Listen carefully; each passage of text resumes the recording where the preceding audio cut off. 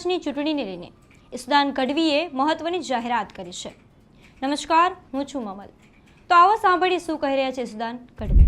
સ્વરાજની ચૂંટણી નગરપાલિકા, તાલુકા, જિલ્લા પંચાયત અને મહાનગરપાલિકાની ચૂંટણી આવી રહી છે, જેમાં આમ આદમી પાર્ટી તમામ 12,000 સીટ પર લડવાનું નક્કી કર્યું છે, જેના અનુસંધાને અમારે 7 ઝોન છે।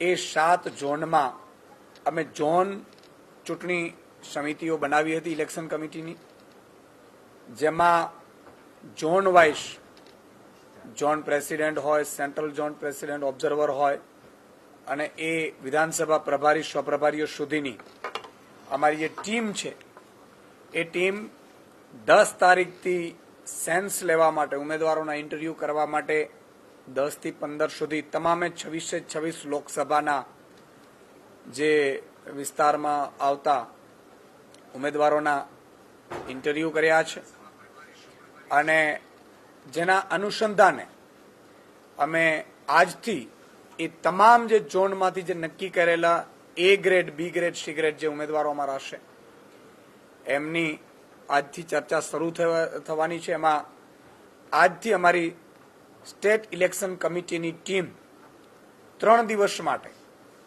16 તારીખ, 17 તારીખ અને 18 તારીખ સુધી જે ઝોનમાંથી જે નિરીક્ષકો જઈ અને જે નામો લઈને આવ્યા છે એ નામો ઉપર ચર્ચા કરવામાં આવશે અને ત્યારબાદ આગામી ટૂંક સમયમાં આ ઉમેદવારોને જાહેર કરવામાં આવશે।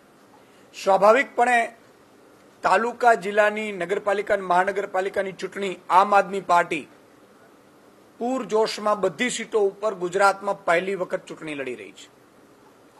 અત્યારે આમ આદમી પાર્ટી સાથે જોડાવા માટે, લડવા માટે ખૂબ લોકો ઉત્સુક થયા છે। આમ આદમી પાર્ટી પહેલી એવી પાર્ટી છે જેને ઓપન ટુ ઓલ, અત્યાર સુધી એવું થતું હતું ભાજપ કોંગ્રેસના જે ધારાસભ્યો હોય એના દીકરાને પછી જિલ્લા પંચાયત લડાવે, બીજા કોઈનો વારો જ ન આવે।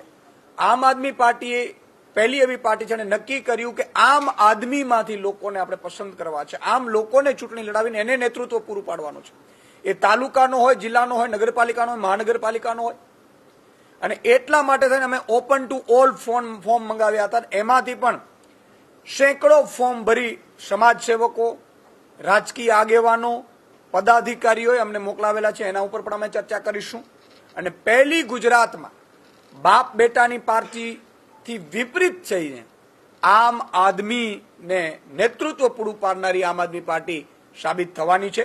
એટલે આજે 3 દિવસ માટે અમે સ્ક્રીનિંગ કરીશું ઉમેદવારોનું અને ત્યારબાદ ઉમેદવારોનું પહેલું લિસ્ટ ટૂંક સમયમાં અમે જાહેર કરીશું। આપને કોઈ કંઈ સવાલ હોય તો। સ્વાભાવિક છે કે ઉમરેઠમાં હાલ જ ઉમરેઠના ધારાસભ્યશ્રીનું નિધન થયું છે, જેના કારણે ઉમરેઠની વિધાનસભા સીટ ખાલી થઈ છે અને ગતરોજ જ જે 5 રાજ્યોની જે ચૂંટણી જાહેર થઈ એમાં ઉમરેઠ વિધાનસભાની પેટા ચૂંટણીની જાહેરાત પણ કરવામાં આવી છે। ઉમરેઠ વિધાનસભા, કારણ કે અમારું સ્વાભાવિક છે કે અત્યારે તાલુકા, જિલ્લા, નગરપાલિકા અને મહાનગરપાલિકા ઉપર આમ આદમી પાર્ટી ફૂલ ફોર્સથી ચૂંટણી લડી રહી છે, એટલે ઉમરેઠ ચૂંટણીને લઈને અમે આગામી સમયમાં અમારું પ્રદેશ નેતૃત્વ અને રાષ્ટ્રીય નેતૃત્વ અત્યારે ચર્ચા કરી રહ્યું છે અને જે આગામી સમયમાં નિર્ણય થશે એ આપની સમક્ષ અમે મૂકીશું। ઈસુદાન ગઢવીની વાતથી તમે કેટલા સહેમત છો? કોમેન્ટ કરીને અમને જરૂરથી જણાવજો। અત્યારે માટે બસ આટલું જ। ધન્યવાદ।